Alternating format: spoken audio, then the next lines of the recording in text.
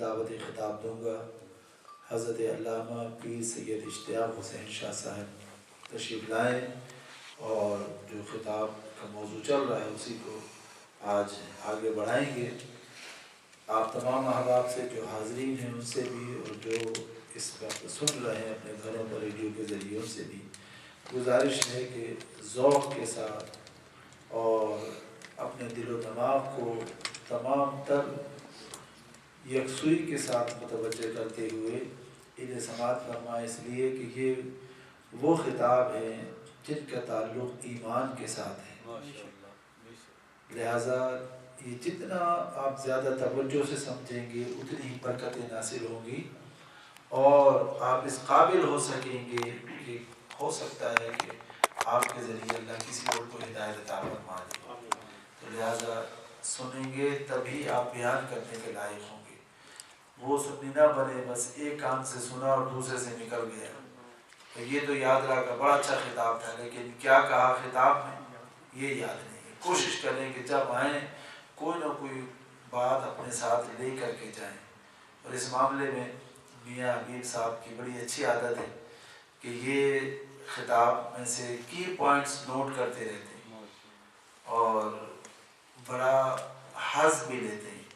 تو لہٰذا آپ احباب بھی کم از کم اگر نوٹ بک نہیں ہے تو دل و دماغ کو ہی اپنا جو ہے تختی بنا لیں اور اس پر لکھ لیں۔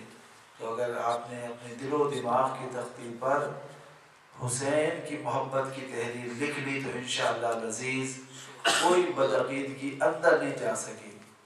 یہ ایسا نسخہ کیمیا ہے کہ پھر جس دل میں حضرت امام حسین کی محبت پیدا ہو گئی، میں نہیں سمجھتا کہ وہاں کوئی بدعقیدگی آ سکتی ہے۔ اور تشریف لاتے حضرت علامہ پیر سید اشتیاق حسین شاہ صاحب۔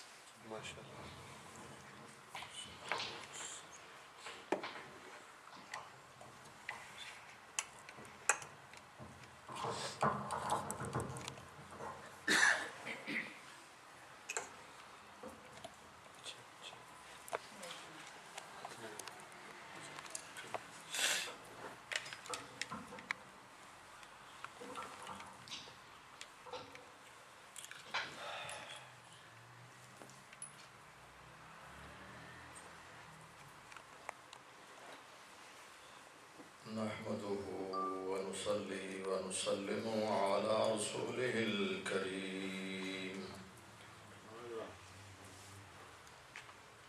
أما بعد، قد قال الله تبارك وتعالى جل جلاله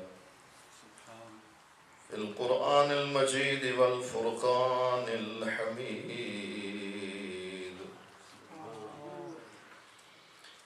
أعوذ بالله من الشيطان الرجيم،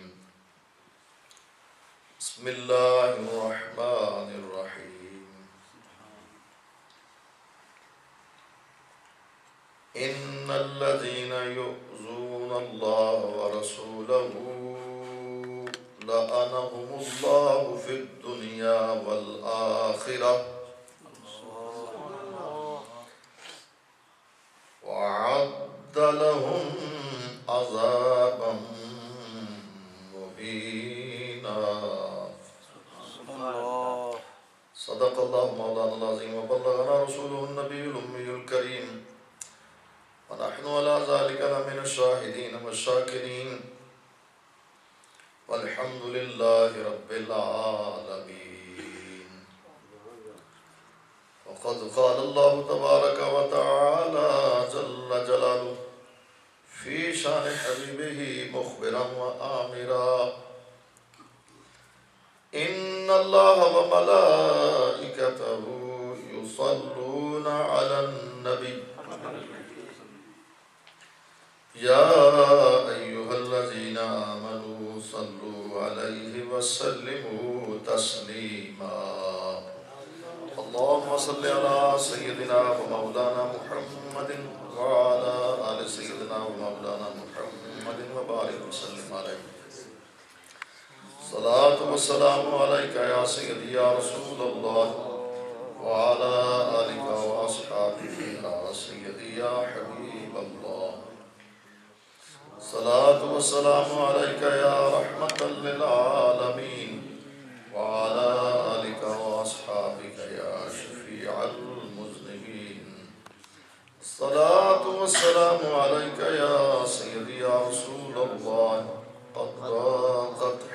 غربتی ادرکنی یا رسول اللہ صلی اللہ.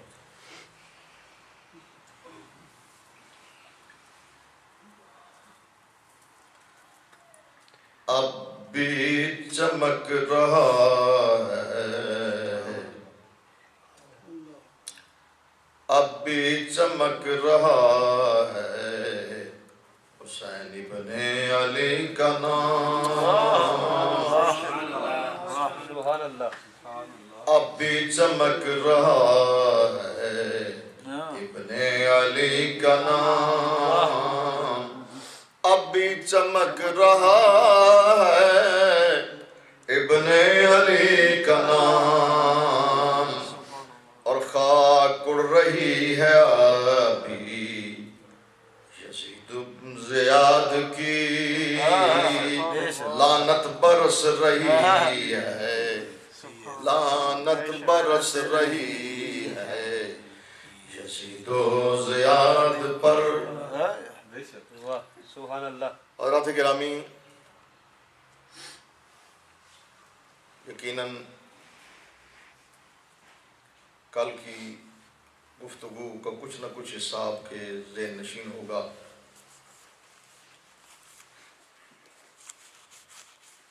آفت العلم النسیان، علم کی آفتی مصیبت یہی ہے کہ بھول جاتا ہے.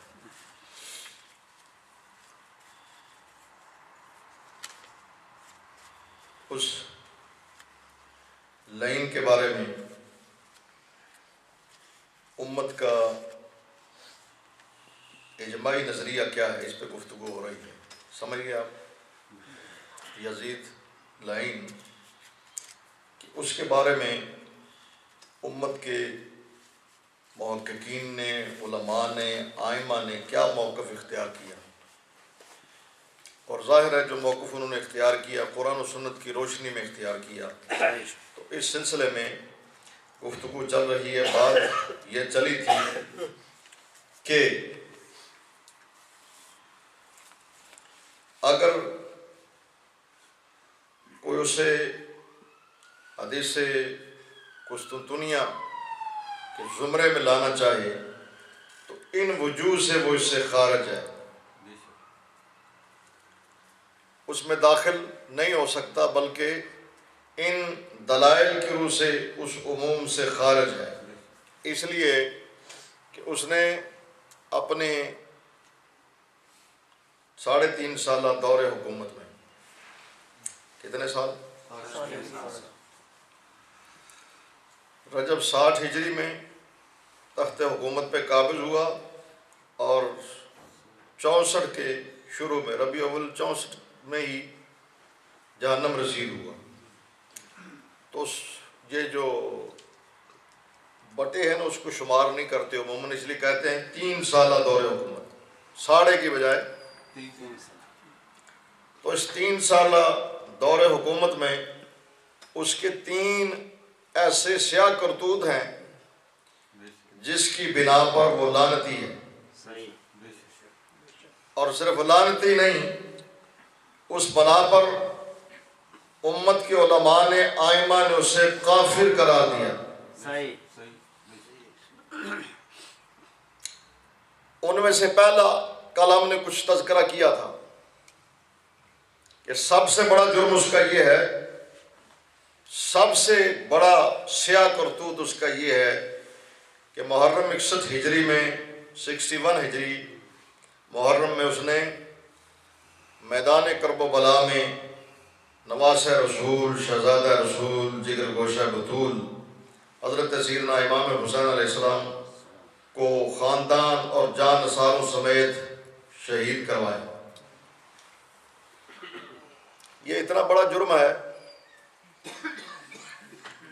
قرآن مجید نے ارشاد فرمایا ان الذین یؤذون اللہ ورسولہ، وہ لوگ جنہوں نے اللہ اور اس کو رسول کو اذیت، جو اللہ اور اس کے رسول کو تکلیف پہنچاتے ہیں، اذیت دیتے ہیں، لعنہم اللہ فی الدنیا والآخرہ، ان پر اللہ کی لعنت ہے دنیا میں بھی اور آخرت میں بھی. اس نے کرب و بلا میں شہزادگان رسول کو شہید کروا کر رسول اللہ صلی اللہ تعالیٰ علیہ وسلم کے قلب اطہر کو اذیت پہنچائی.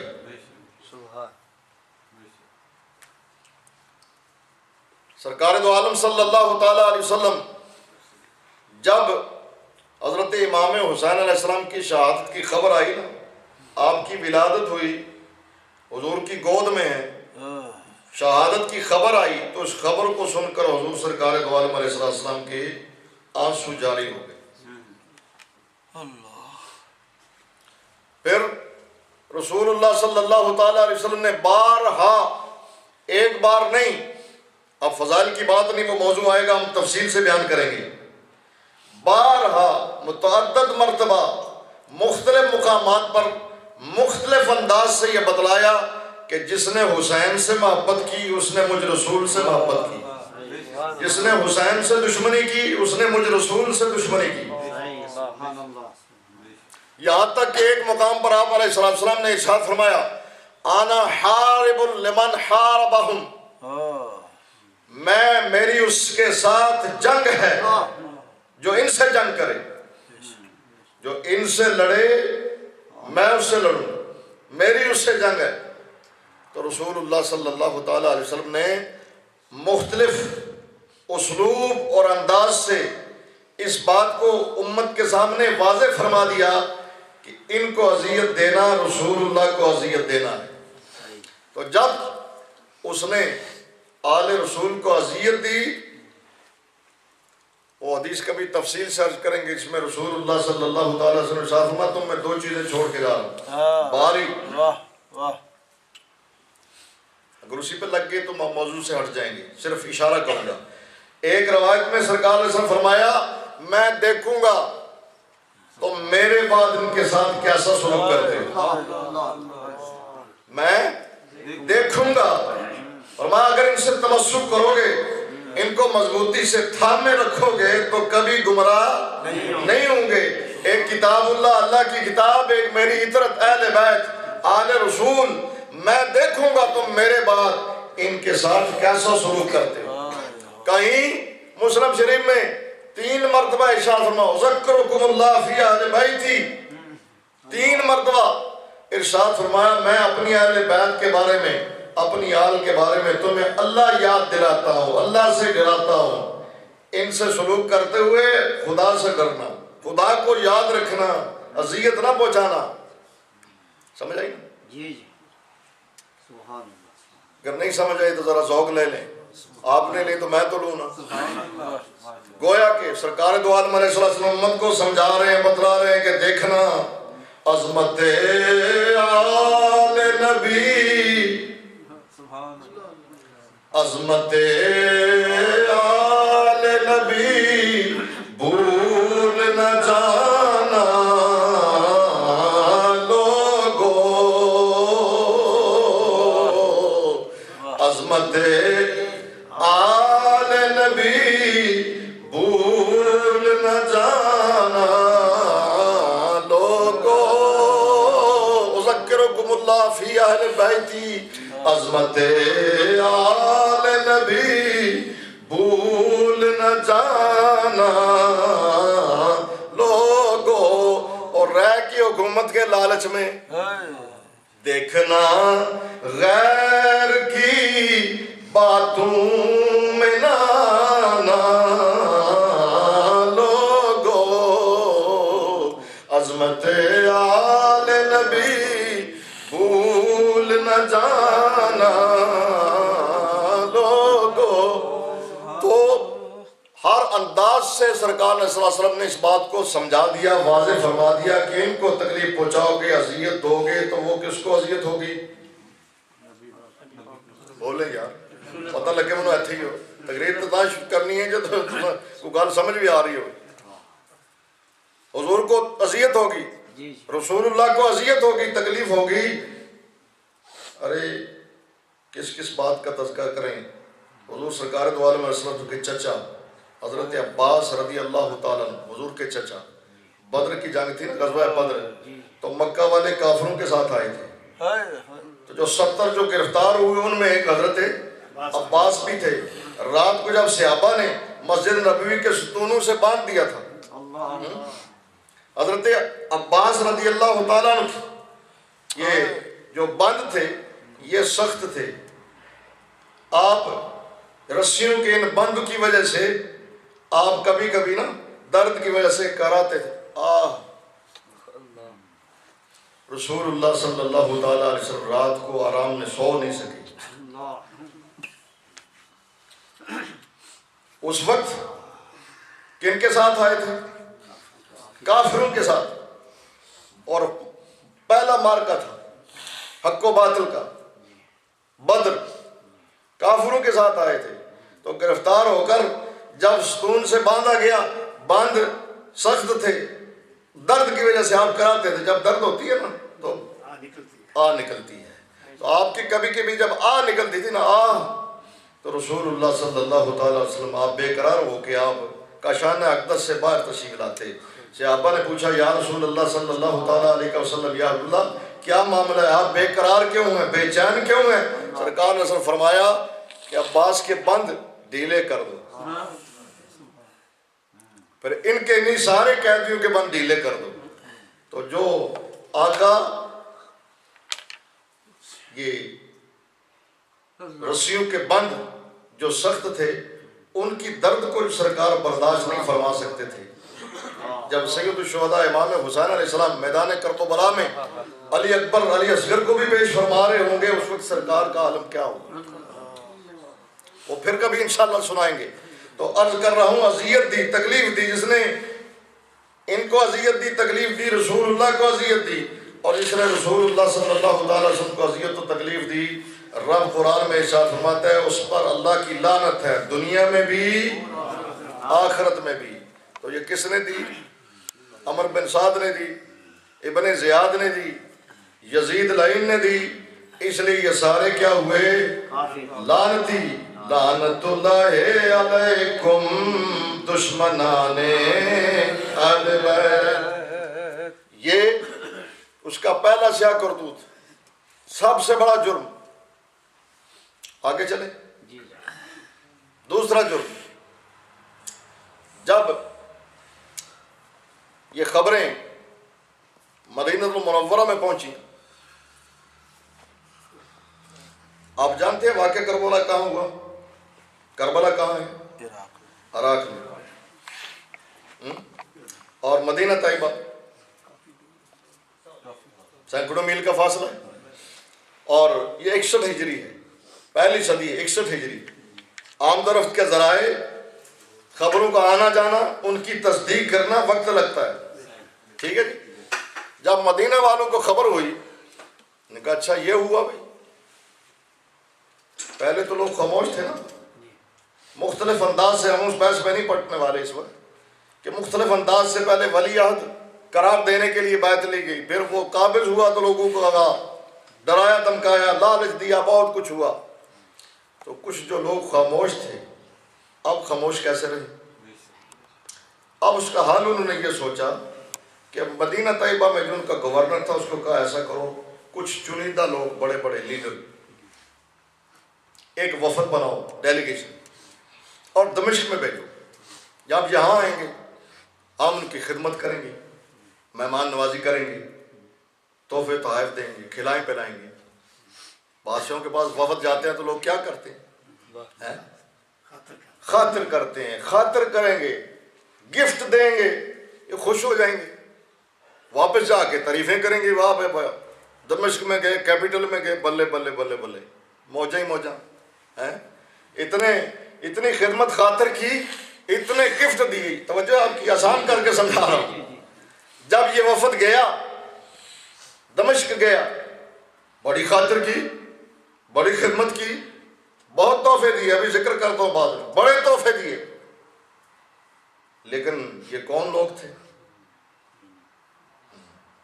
61 ہجری ہے، ابھی 62 ہجری ہے، 61 62 ہے. یہ کچھ صحابہ ہیں، کچھ صحابہ کی اولادیں ہیں، معمولی لوگ تو نہیں. یہ دیکھتے رہے، ٹھیک ہے بلایا گیا ہے، خدمت خاطر ہوئی ہے، گفٹ بھی دیے ہیں، لیکن بندہ کیسا ہے؟ یہ کرتا کیا ہے؟ یہ چیز کیا ہے؟ اس کی حیثیت کیا ہے؟ اس کا کردار کیا ہے؟ دیکھتے رہے. واپس آئے مدینہ طیبہ میں. لوگوں نے پوچھا سناؤ بھائی. انہوں نے کہا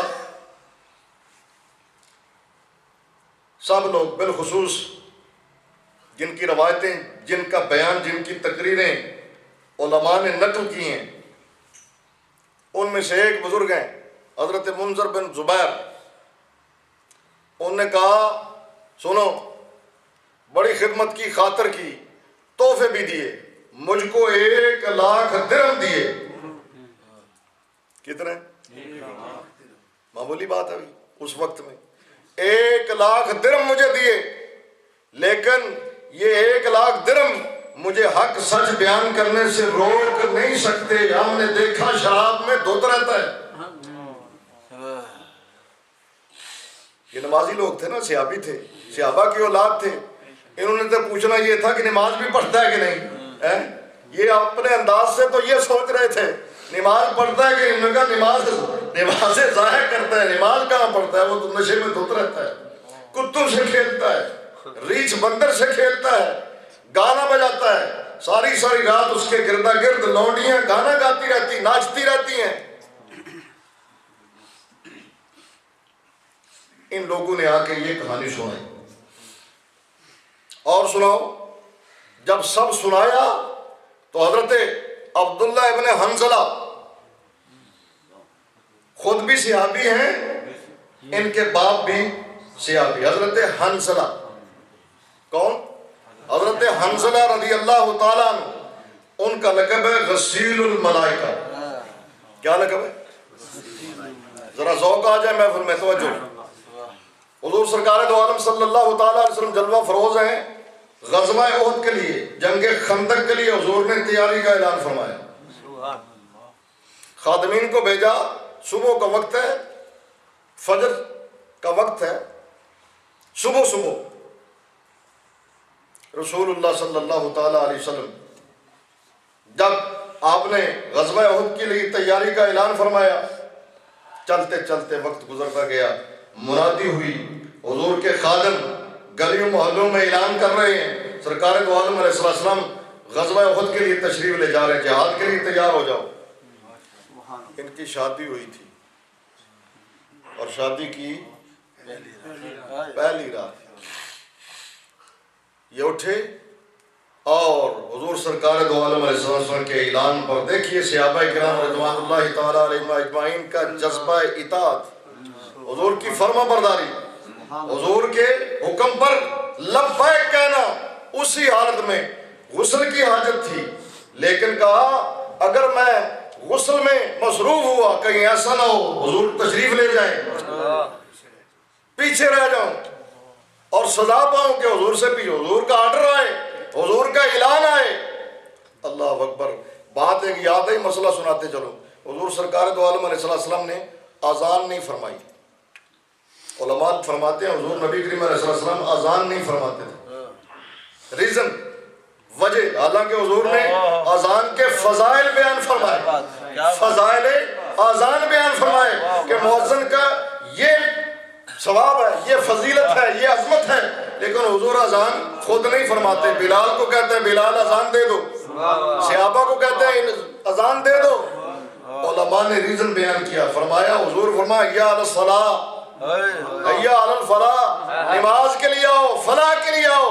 اور حضور بلائے اور کوئی نہ آئے پھر مسلمان رہ جائے. اللہ اکبر. اس لیے حضور نے اللہ اکبر کبیرہ.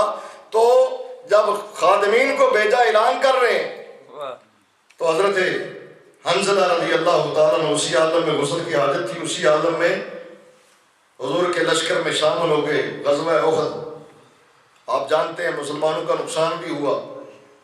حضرت حنظلہ رضی اللہ تعالیٰ عنہ اسی جنگ میں، اسی غزوہ میں شہید ہو گئے. کیا ہوا؟ شہید ہو گئے. جب صحابہ اپنے شہداء کی لاشیں اکٹھی کرنے لگے، دیکھا حضرت حنظلہ کی لاش نہیں مل رہی. یا رسول اللہ صلی اللہ تعالیٰ علیہ وسلم، یا حبیب اللہ، حضرت حنظلہ کی لاش نہیں مل رہی، باڈی نہیں مل رہی. رسول اللہ صلی اللہ تعالیٰ علیہ وسلم نے ارشاد فرمایا مل جائے گی. یا رسول اللہ معاملہ کیا ہے؟ فرمایا انہیں غسل کی حاجت تھی، اسی عالم میں جنگ کے لیے آگے شہید ہوئے، فرشتے اٹھا کے لے گئے، غسل دے کے لائے. نعرہ تکبیر، نعرہ رسالت، نعرہ حیدری، نعرہ غوثیہ. دیکھتے ہی دیکھتے حضرت حنظلہ کی لاش ملی تو غسل کی وجہ سے پانی کے قطرے جسم سے بہ رہے تھے، اس لیے ان کا لقب ہوا غسیل الملائکہ. وہ صحابی جس کی شان یہ جسے فرشتوں نے غسل دیا، فرشتوں نے غسل دیا، اس صحابی حنظلہ کا بیٹا ہے عبداللہ بن حنظلہ، یہ بھی صحابی، اتنے عظیم صحابی کا بیٹا یہ بھی صحابی. کہا بتاؤ، تم بتاؤ کیا کہتے ہو؟ فرمایا میں کہتا ہوں سنو، ہم نے یزید کے خلاف اس وقت خروج کیا، اس کے خلاف ہم اس وقت اٹھ گئے جب ہم نے یہ سمجھ لیا کہ اگر اب نہیں اٹھیں گے تو اس کی بدکاری کی وجہ سے کہیں آسمان سے پانی کی بجائے، بارش کی بجائے، بارش کے قطروں کی بجائے ہم پہ پتھر نہ برسنے لگ جائے. اس نے ایسا کیا جرم کیا کہ تم ڈر گئے کہ کہیں پتھر نہ برسنے لگ جائیں؟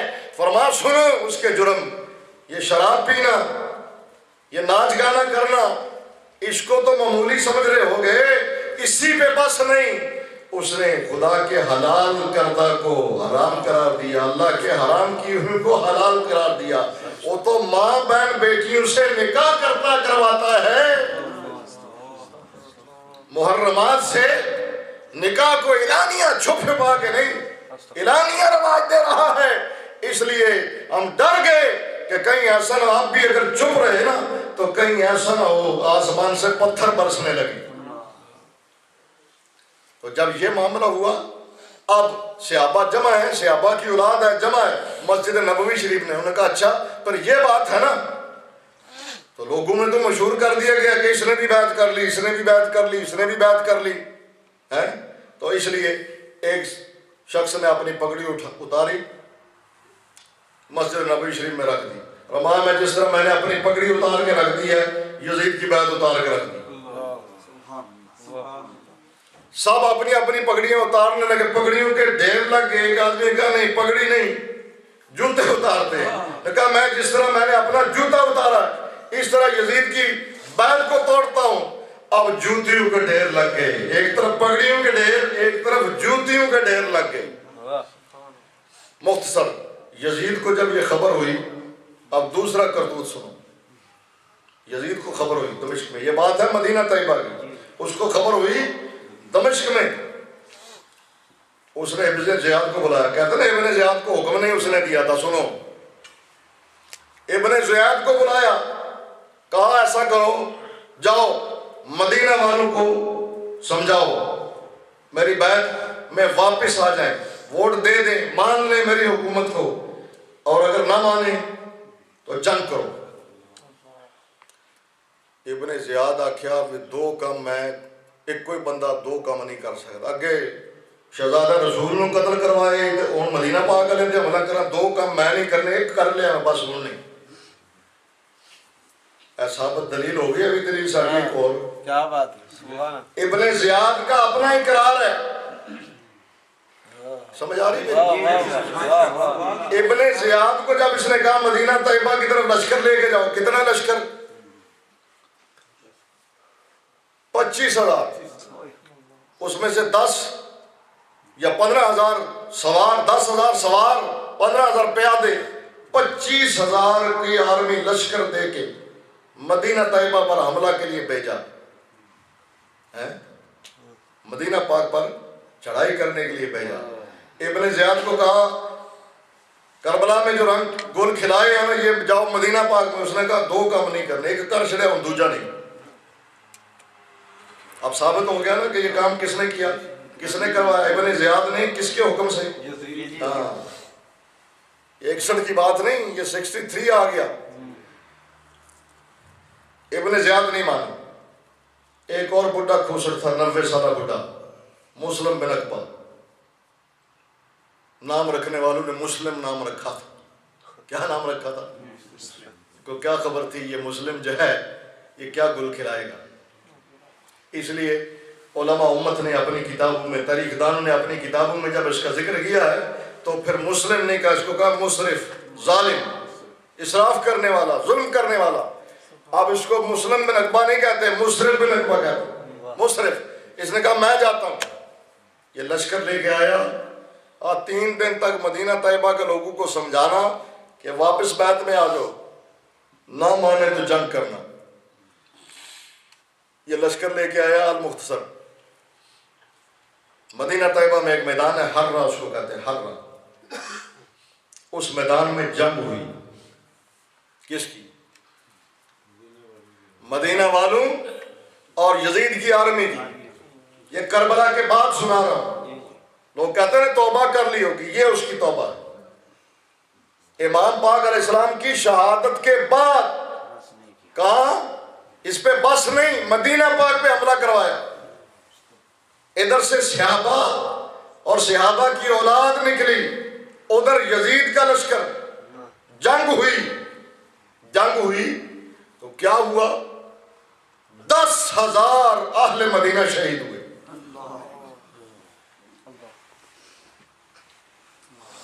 صرف مارے نہیں گئے، یہ حق کے لیے لڑے، یہ شہید ہوئے۔ ان کی قبریں آج بھی جنت البقیع شریف میں۔ 10,000 اہل مدینہ شہید ہوئے، جن میں سے 700 صحابہ کرام رضوان اللہ تعالی۔ کتنے؟ تقریباً 700 کے قریب صحابہ کرام رضوان اللہ تعالی مجمعین۔ ماشاء اللہ قاری صاحب 700 واقعہ ہر راز کر رہا ہوں، دوسرا اس کا سیاہ کر دو۔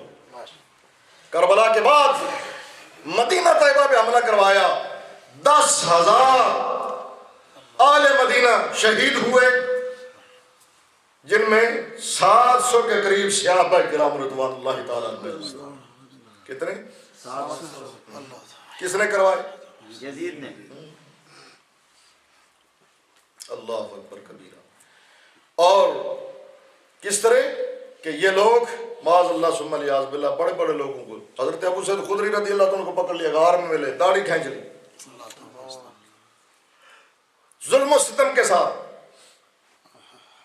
یہ وہی مقام ہے، وہی موقع ہے۔ پھر اس نے یزید نے ان کو آرڈر دیا تھا، جب جنگ لڑو، جب غلبہ پالو، کیونکہ اہل مدینہ بڑی بے جگری سے لڑے، لیکن وہ تعداد میں کم تھے، یہ تعداد میں زیادہ تھے، شہید ہو گئے۔ اب اس نے آرڈر کیا کہ جب تم غلبہ پالو، سنو ذرا توجہ سے، اور جب توجہ سے سنو گے تو توجہ سے یہاں کہنے کا مطلب یہ ہے کہ دل خون کے آنسو روئے گا۔ یہ دیکھو، یہ کارپٹ جو آپ کو نظر آ رہا ہے کہاں بنا؟ مدینہ پاک میں بنا ہے، وہاں کیا پتہ کہاں بنا ہے۔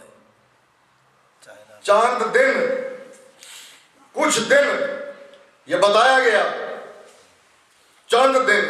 اب میرے پاس اس کا کوئی پروف نہیں، جن کے پاس ہے وہ ہے، لیکن میں اپنی بات کرتا ہوں، میں اپنی بات عرض کرنے لگا ہوں۔ چند دن بتایا گیا کہ کچھ دن، کچھ عرصہ یہ ریاض الجنہ میں رہا ہے، میں اس کی رسپیکٹ کر رہا ہوں۔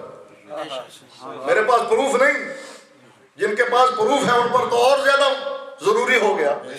اس کے باوجود میں یہ نقطہ بتانا چاہتا ہوں، مجھے تحقیق کی بھی ضرورت نہیں کہ میں پوچھوں کس نے لیا، کہاں سے آیا، کیا۔ صرف مجھے اتنا پتا چلا، اتنا بتایا کہ یہ چند دن ریاض الجنہ میں رہا۔ میرا پوائنٹ سمجھے گا؟ یہ معاذ اللہ میں پوائنٹ کو نقطہ چینی تنقید کرنا سے نہیں کر رہے، میں سمجھانا سے کر رہا ہے۔ مطلب دور پاس نشار آیا آخیا سی نہیں، یہ بھی بڑی مصیبت ہوتی ہے نا، گجاور یہ کہہ گئی نہیں، یہ مجھے بتائے خبر ہوئی کہ یہ کارپٹ کچھ عرصہ مدینہ طیبہ ریاض الجنہ میں رہا، میں رسپیکٹ کرتا ہوں۔ آپ سنو، یزید نے آرڈر تھا جب غلبہ پالو 3 دن کے لیے، 3 دن 3 راتوں کے لیے تمہارے لشکر کے لیے، سپاہیوں کے لیے جنہوں نے صحابہ کو شہید کیا، ان کے لیے مدینہ طیبہ مباح ہے، لوٹ مار کر لو، مدینہ طیبہ میں جو چاہو کر لو، تمہارے لیے 3 دن راتیں مباح ہے۔ پھر انہوں نے کیا کیا؟ مسجد نبوی شریف میں ریاض الجنہ میں یہ سنانا چاہتا ہوں، ریاض الجنہ میں جہاں کارپٹ 2 دن لگ کے آئے، ہم وہاں دفن پڑھیں، اس کی رسپیکٹ کریں، اس ریاض الجنہ میں یزید کی فوجیوں نے گھوڑے باندھ دیے۔ پیشاب پخانہ کہاں کرتے تھے؟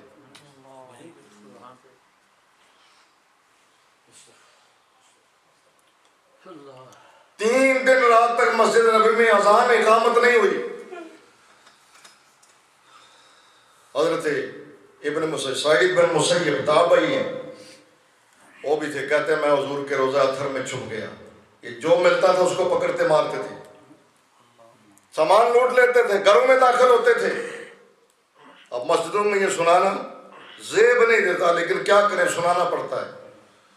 زیب نہیں دیتا، لیکن تمام تاریخوں میں لکھا موجود ہے، اور مسجدوں میں ہمیں شرم آتی ہے سنانے میں، لیکن یہ ہے، ایسا ہے، سنانا پڑتا ہے مجبوراً۔ اسی لیے کہا نا دل خون کے آنسو ہوتا ہے۔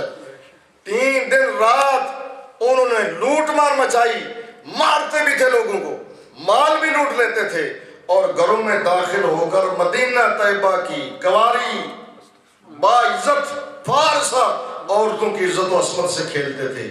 اس واقعہ کے بعد معاذ اللہ ثم الیاذ باللہ، اللہ تعالیٰ ان پر جنہوں نے یہ ظلم و ستم کیا ان پر تو لعنتیں برس رہی ہیں، ہم بھی اپنا حصہ ڈال دیں ان پر، آج بھی لاکھوں کروڑوں بے حد و بے حساب لعنتیں ہوں۔ مدینہ طیبہ اس واقعے کے بعد مدینہ طیبہ کی 1000 کنواری عورتوں بغیر خامد کے بچے جنے۔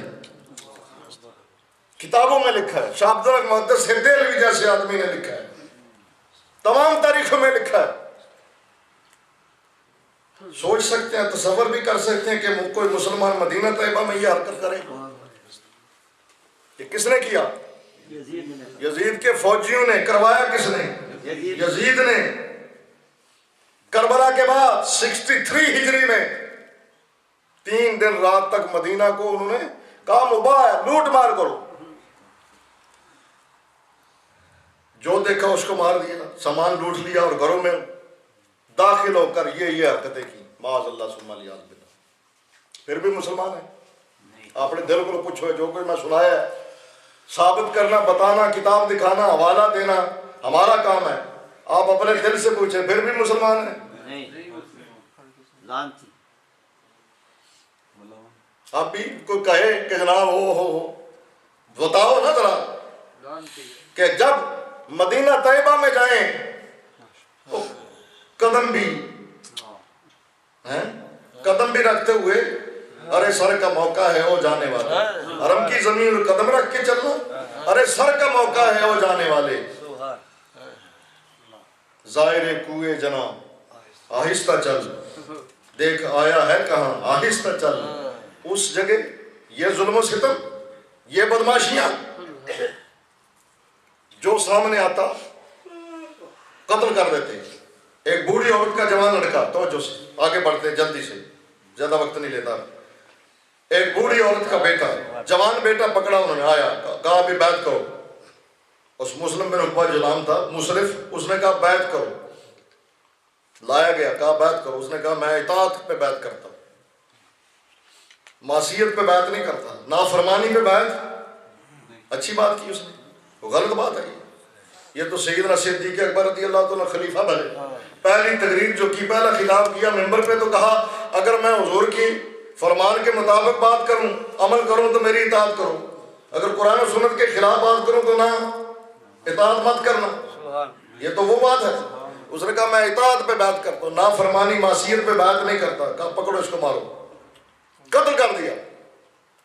اس بوڑھی عورت نے پھر قسم کھائی، اس بوڑھی عورت نے قسم کھائی، یا اللہ مجھے توفیق دے، قدرت دے، یہ مر جائے بڈھا، میں زندہ رہوں اتنی دیر، یہ مر جائے پھر اس کو میں جلا دوں، اس کی لاش کو بھی جلا دوں۔ پروردگار عالم نے اس بڈھی کی قسم کو پورا فرما دیا۔ کیسے؟ یہ واپس ہوتے ہوتے، واپس کیسے سناتا ہوں، یہ سنا لوں۔ واپس ہوتے ہوتے راستے میں مر گیا، مدینہ طیبہ سے واپس آتے مر گیا، گڑھے میں ڈال دیا گیا۔ اس کی قبر کو قبر کہنا بھی گڑھے میں ڈال دیا گیا. اس عورت کو پتا چلا یہ بڈھا مر گیا. اس نے کہا بس مزے ہو گئے. اپنے غلاموں کو ساتھ لیا, چلو قبر پہ گئی. کہا کھودو قبر, اس کی لاش کو نکالو تاکہ اس کو آگ لگاؤں. جب قبر کھودی تو دیکھا گردن میں ایک سانپ ہے.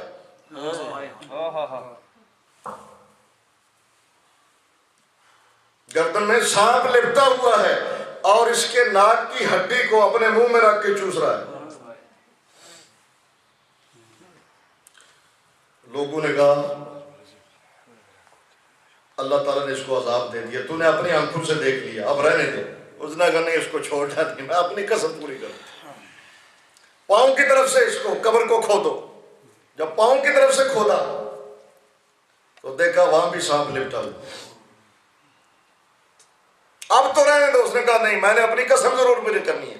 اس نے وضو کیا, 2 رکعت نماز نفل پڑھی, اللہ کی بارگاہ میں دعا کی, مولا چند لمحے مجھے مہلت دے, یہ سانپ ہٹ جائیں, میں اپنی قسم پوری کروں, پھر تیرے حوالے.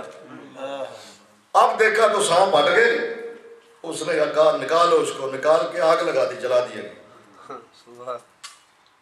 تو یہ ظلم کیا ہے. دوسرا کر دو, جب یہاں سے فارغ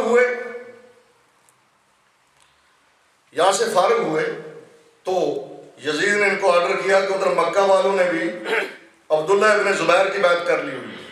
نہ مدینہ والے مانتے ہیں اس کو, لوگ کہتے جی سب نے مان لیا تھا. نہ مدینہ والے مانتے ہیں, نہ مکہ والے مانتے ہیں, نہ عراق والے مانتے تھے. مکہ والوں نے حضرت عبداللہ ابن زبیر کی بات کر لی. اس نے کہا مدینہ شریف سے فارغ ہو گئے, اب مکہ جاؤ. تیسرا کرتوت 64 ہجری میں تیسرا سیاہ کرتوت اس کا یہ ہے کہ اس نے مکہ المکرمہ پہ حملہ کروایا.